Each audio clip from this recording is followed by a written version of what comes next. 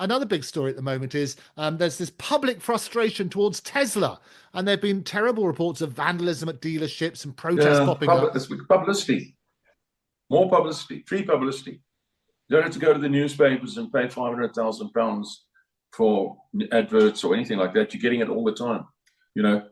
And you know, I don't know if you realize it, but if scumbags do things like that to you, you become the hero, and they just remain scumbags. And what people remember is the name Tesla. Yeah.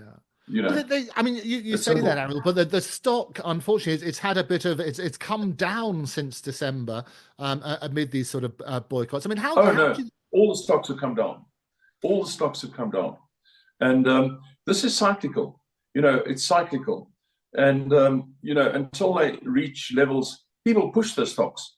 You know, there are tricks of the trade and everything, moving the stocks up and down, and as Elon says, he never looks at stocks. He never looks at the stock value. So the thing is, it's basically like your home, you know. One day people will come to you and say, oh, everybody's moving into your area. Your home must be worth, you know, much more than you thought it was. And then the next time they come and they say, oh, no, but everybody's moving out of your area. Your home has no value anymore. Well, it's nonsense. So your home has an inherent value, and that's the end of it, you know. Yeah. Yeah. But do you think he takes it personally, though, these attacks on Tesla? No. I mean, you know, when you're being attacked or being lauded, it's sort of like the same coin, just different sides of the same coin. You know, the whole thing in life is, as you said something about Oscar Wilde just now, the whole thing in life is to be noticed and not be noticed. I mean, I was talking about a high school. The worst thing to ever be is, you know, I went to such a high school, to a crowd of boys and girls who went to that high school, and they say, oh, you were there, I never noticed you. You know, never saw you. It's not so good, you know. You're actually wanting, that's very unpleasant.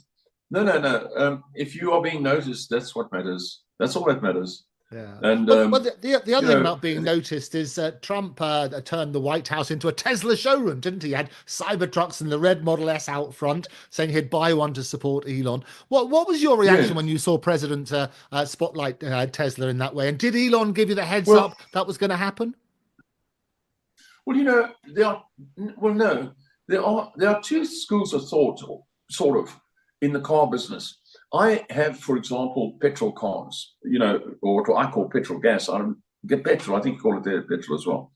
And, you know, I'm sort of petrol head, you know. I mean, I like it. I like the petrol head. I like changing gears. I've just driven my little Peugeot sports car. It's a convertible to Cape Town and back at 150 kilometers an hour all the way and back. And, you know, it's terrific. I mean, going through the gears and all that sort of stuff. When you have you know, and say an electric car, it's not so interesting, you know. It's not as interesting, you know. You sort of, it drives for you, it does everything for you. So there's two schools of thought, you know. There's the people like, I imagine Trump being my age and from my generation, you know, we like the Mustang, you know. And then my personal favorite is that boxy looking Aston Martin that came out once, you know. It looks like a Mustang, a bit like a Mustang.